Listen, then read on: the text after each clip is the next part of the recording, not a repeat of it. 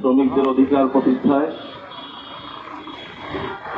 নিয়মতান্ত্রিকভাবে 1883 সালের যে আন্দোলন, সেই আন্দোলনকে আন্তর্জাতিক মে দিবস হিসাবে, শ্রমিকদের অধিকার প্রতিষ্ঠার দিবস হিসাবে আজকে আমরা বাংলাদেশ শ্রমিক কল্যাণ ফেডারেশন পলাইগ্রাম উপজেলার উদ্যোগে এই রেলীয়স্তর সমাবেশ করছি।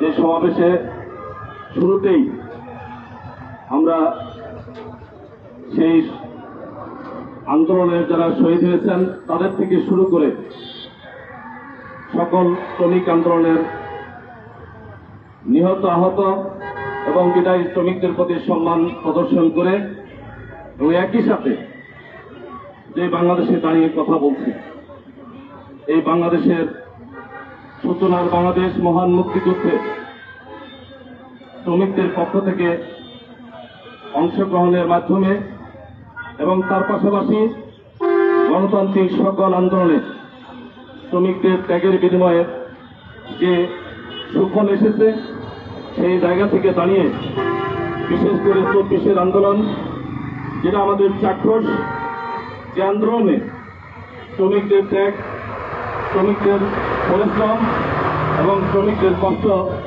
কোনোভাবে অস্বীকার করার কোনো উপায় নেই।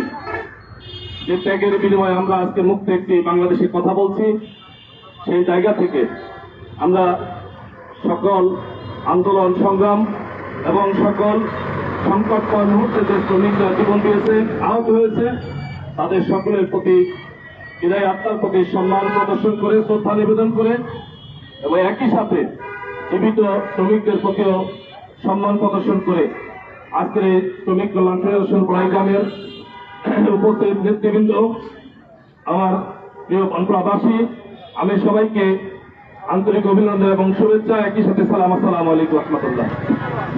ব্যক্তিগতভাবে আমি মনে করি যে আমরা শ্রমিকদের যে অবস্থান থেকে কথা বলছি, সেই জায়গার শ্রমিক শুধু যারা রিক্সা, ভ্যান, দিনমজুর, এদেরকে আমরা মনে করি শ্রমিক, কিন্তু না।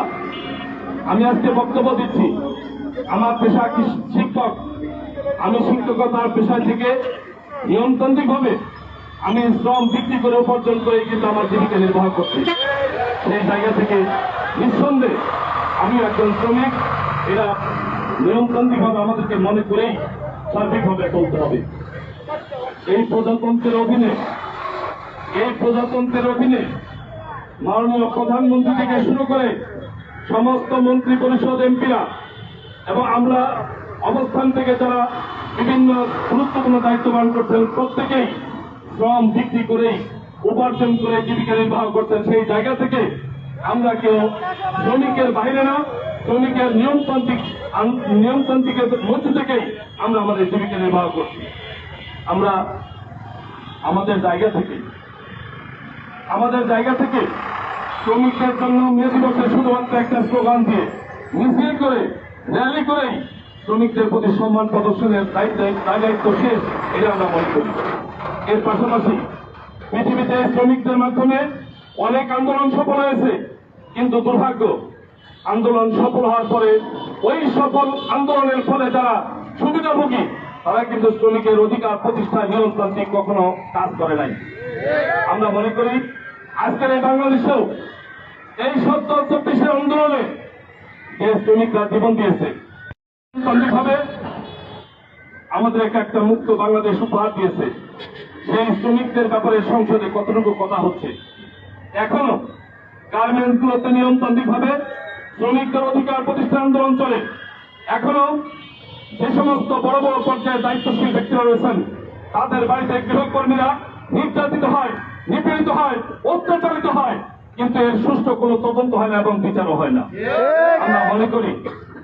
আমরা মনে করি মে দিবসের সুস্পষ্ট একটা মেসেজ জাতির কাছে প্রমাণ হতে হবে, প্রতিষ্ঠিত হতে হবে।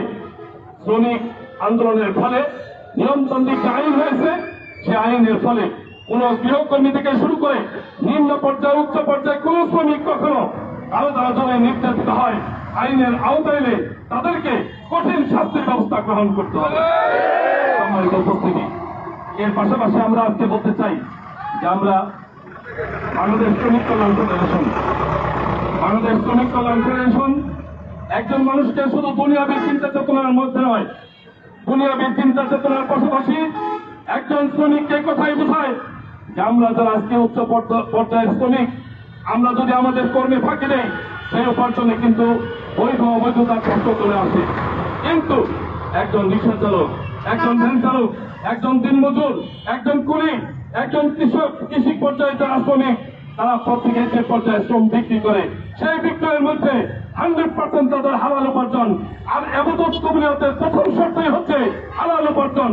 আমি মনে করি যদি এই পর্যায়ে শ্রমিকরা শুধুমাত্র একজন নামাজি শ্রমিক হয়, একজন আল্লাহর শ্রমিক হয়, ওই শ্রমিকের জন্য মৃত্যুর পরে সুশীতল আল্লাহর পক্ষ থেকে জান্নাতের শুভ সংবাদ অপেক্ষা করছে মাত্র। এটাকে আমরা অনুরোধ করব বাংলাদেশ শ্রমিক কল্যাণ ফেডারেশন দায়িত্বশীল জায়গা থেকে সমস্ত শ্রমিকদেরকে, নামাজি শ্রমিক, আল্লাহওয়ালা শ্রমিক, সমস্ত শ্রমিকদেরকে ইসলাম মেনে চলার মতো শ্রমিক তৈরি করার ক্ষেত্রে আমাদেরকে অগ্রণী ভূমিকা রাখতে হবে। সম্মানিত ভাইয়ের আমার, সর্বোপরি আজকের এই মহান মে দিবসে যারা যেখান থেকে যে অবস্থায় আসছেন সবাইকে আমরা আন্তরিক অভিনন্দন এবং ধন্যবাদ জানাচ্ছি।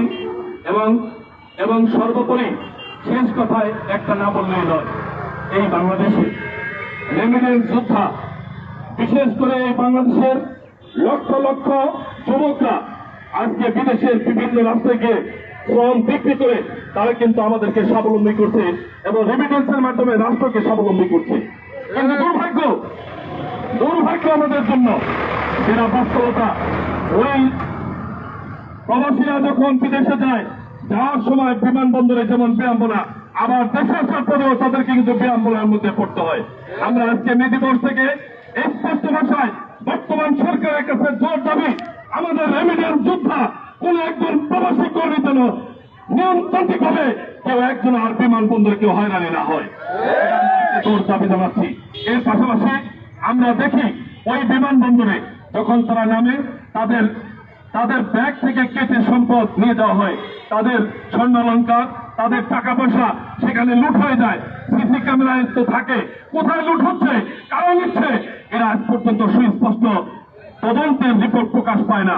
আমরা বলতে চাই সুস্পষ্টভাবে এগুলোর তদন্তের রিপোর্ট প্রকাশ করে তাদেরকে আইনের আওতায় এনে বিচারের কার্যক্রমে তাদেরকে দাঁড় করাতে হবে এবং দৃষ্টান্তমূলক শাস্তি তাদেরকে দিতে হবে। আমরা আজকে দাবি পেশ করছি। এর পাশাপাশি আজকের আয়োজনে যারা আমরা কষ্ট করে আয়োজন করেছি, উপস্থিত হয়েছি এবং সব মিলে আমি সবাইকে ধন্যবাদ জানিয়ে এবং সর্বোপরি আজকের দিনমজুর, শ্রমিক, কৃষক, আমরা পর্যায়ক্রমে যারা যেখান থেকে যে অবস্থায় আছি, এই অবস্থান থেকে আজকে দ্রব্যমূল্যের ঊর্ধ্বগতি, যে ঊর্ধ্বগতির কারণে যারা নিম্ন আয়ের শ্রমিক, দিনমজুর, এই শ্রমিকদের জন্য জীবনযাত্রা খুব দুর্বিষয় হয়ে উঠছে।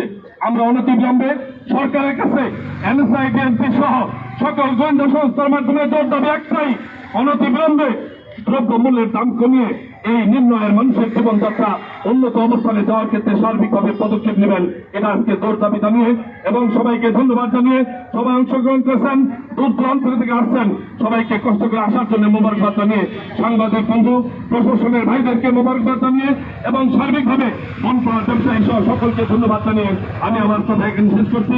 এই পর্যায়ে আপনাদের সামনে সমাপনী বক্তব্য দিচ্ছেন বাংলাদেশ শ্রমিক কল্যাণ ফেডারেশনের বড়াইগ্রাম উপজেলার সম্মানিত সভাপতি জনাব মৌলানা হাশিম আলী মীর ভাইকে এই পর্যায়ে সমাপনী বক্তব্য রাখার জন্য অনুরোধ করছি।